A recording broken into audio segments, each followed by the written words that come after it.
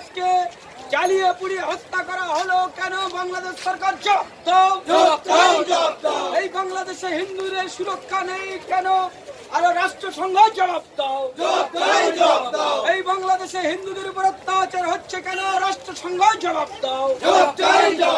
বন্দে মাতরম, বন্দে মাতরম, বন্দে মাতরম, বন্দে মাতরম। ভারত মাতা কি জয়, ভারত মাতা কি জয়, বন্দে মাতরম, বন্দে মাতরম। এর বিষয়টা যদি বলেন কি নিয়ে আপনাদের প্রোগ্রাম চলছে? আজকের আমাদের এটা একটা বিক্ষোভ যাত্রা। এই বিক্ষোভ যাত্রা আমরা এই জন্য করছি, বিক্ষোভ দেখাচ্ছি। এই বিক্ষোভটা দেখাচ্ছি এই জন্যে যে আমরা যে বাংলাদেশে অত্যাচারিত যে নিপীড়িত হিন্দু যারা সংখ্যালঘু, কেবলমাত্র 8.5% হিন্দু ওখানে থাকে, ওই 8.5% হিন্দুর আজকের জীবন জীবিকা, তাদের মা বোন, তাদের ধর্মস্থান আজকের বিপর্যয় হয়ে গেছে। দীপু দাস একটি ছেলে, তাকে যেভাবে অমানবিকভাবে পাশবিকভাবে তাকে গাছে ঝুলিয়ে যাকে হত্যা করে দেওয়া হলো, এই নৃশংসতার বিরুদ্ধে বাংলাদেশের সংখ্যালঘু হিন্দুদের সুরক্ষার দাবিতে আমরা যাতে রাষ্ট্রসংঘ ইমিডিয়েট কোনো ব্যবস্থা গ্রহণ করে, ভারতবর্ষের বিদেশ দপ্তর যাতে হস্তক্ষেপ করে ওখানকার সংখ্যালঘু হিন্দুদের জীবন জীবিকা সুরক্ষিত করে, তার জন্য আমরা এই বিক্ষোভ দেখাচ্ছি।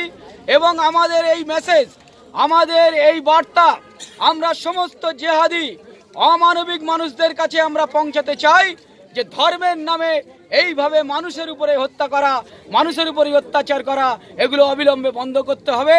এই জন্য সমস্ত আপামর বহুত্ববাদী সর্বধর্মে বিশ্বাসী সনাতনী হিন্দুদের মানুষের কাছে আমার আহ্বান যে আপনারা এগিয়ে আসুন। আজকের এই যে পৈশাচিক ঘটনার বিরুদ্ধে আমরা একত্রিতভাবে একটা সংগ্রাম, একটা লড়াই গড়ে তুলি, যাতে করে আগামী দিনে এইরকমভাবে আতঙ্কবাদী কাজ কারবার যাতে বন্ধ হয়, তার জন্য সবাইকে আমরা আহ্বান জানাচ্ছি। আপনার নাম? আমার নাম বিকরণ নস্কর।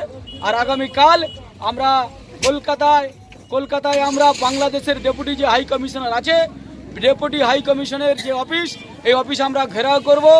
সকাল 11টায় শিয়ালদা সাউথ সেকশনে জমায়েত হয়ে আমরা কলকাতা যে ডেপুটি হাই কমিশনের অফিসের দিকে আমরা অগ্রসর হব। সমস্ত মানুষদেরকে, সনাতনী হিন্দুদের মানুষদেরকে, যারা বহুত্ববাদী মানুষ, যারা সমস্ত মত পথের আর অস্তিত্বে বিশ্বাস করে, তাদেরকে উক্ত আর পথসভায়, বিক্ষোভ সভায় আসবার জন্য আহ্বান জানাচ্ছি। নমস্কার। এটা এই বাংলাদেশের সংখ্যালঘু হিন্দুদের উপরে অত্যাচার হচ্ছে কেন? রাষ্ট্রসংঘ জবাব দাও। এই দীপু দাসের নির্মম হত্যাকারীদের বিচার করতে হবে।